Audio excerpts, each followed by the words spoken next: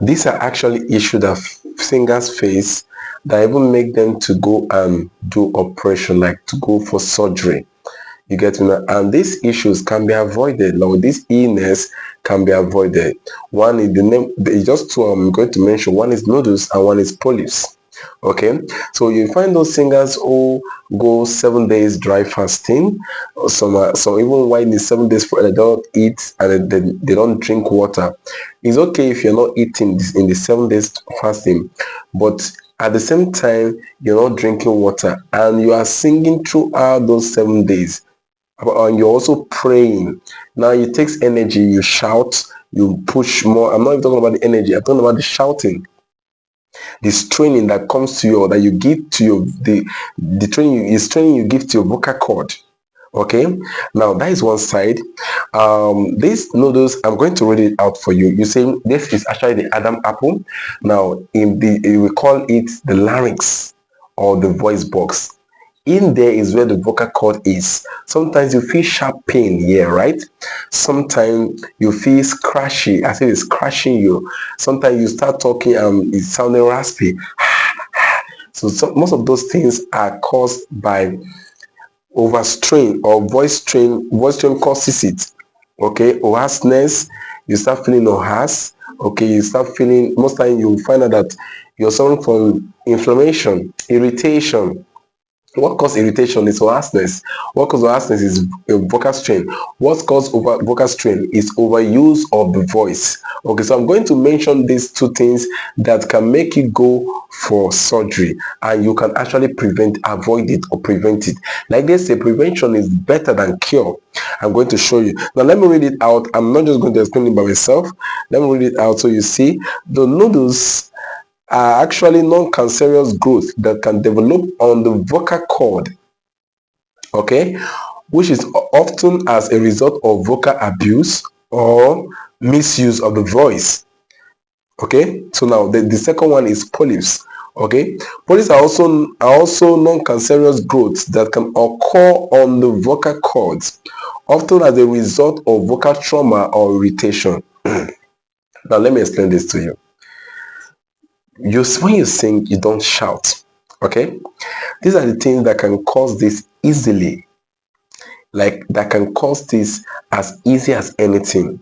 When you shout too much for a longer time, okay, you scream, and you already have a weak voice, like a vocal strain. Your vocal is already strained out. You are still whispering.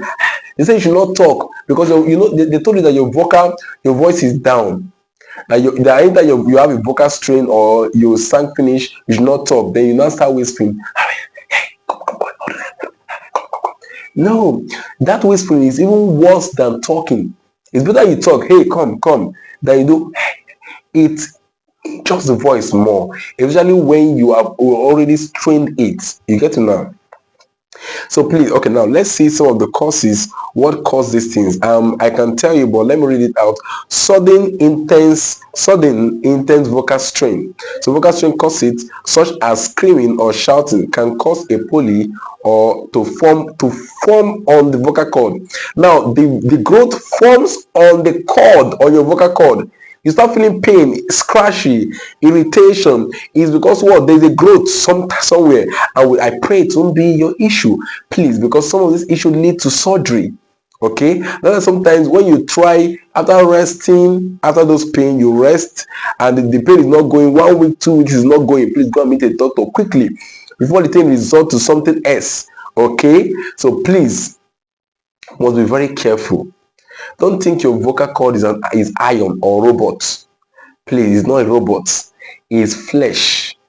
Itself, the outer layer sometimes is stronger than it because it's inside. So it's fragile. You should also actually understand yourself. Is my voice strong enough? Some people can shout. So whenever you go to an area that is so noisy and you're asked to sing, please ask them for microphone. Okay, don't kill yourself. Okay, no, that because there's no mic, you now start shouting. Sorry, so you don't know how healthy your voice is, and as of that moment, and you don't know what you need to even do. Some of us just sing finish, blow up the mic, blow up our voice, or even someone with microphone, we can't still maintain it. We see blow up sound. Why hold the mic? Now you pray. I know you pray. Don't pray too loud as a singer. I know the spirit can come upon you like but please maintain yourself. And if though you are carried by the spirit, please learn how to, after all those gymnastics, please learn how to take warm water, take drink, learn how to get fruits. We singers, we don't like taking fruits. Not that we don't like taking fruit, we don't even care taking it, care to take it. Go and get watermelon, get pineapple, get papaya, which is pawpaw, get them and take cucumber, take them. It helps your voice too, it helps your throat, it helps it wash it and make it clean, it makes it okay, lighten the mucus there. You're suffering from cold and you're not taking warm water, you're suffering from cold and you're still taking cold water. I'm sorry, please, you should be careful of these two things. Okay, be careful of them. All right, there are many more like that. There are some infection that can affect the voice, but when you eat the good food, you won't face all this issue. So please, noodles and polyps are actually an unfriendly friends. They can befriend you, so please don't befriend them. And you can actually befriend them by shouting, screaming anyhow, carelessly. I have always said this: before singing, drink water. 5 minutes before singing, drink water. Immediately after singing, 1 minute after singing, drink water. Please, please, to keep so that your voice will stay hydrated. And if possible, while singing, you can take water. If possible, if your church, the auditorium allowed you to do that, please do. And at home, you know what, you're not even practicing at home, you're not even practicing out there. I will stop here. Please check more of my videos to see how to care for your voice. All right. Thank you.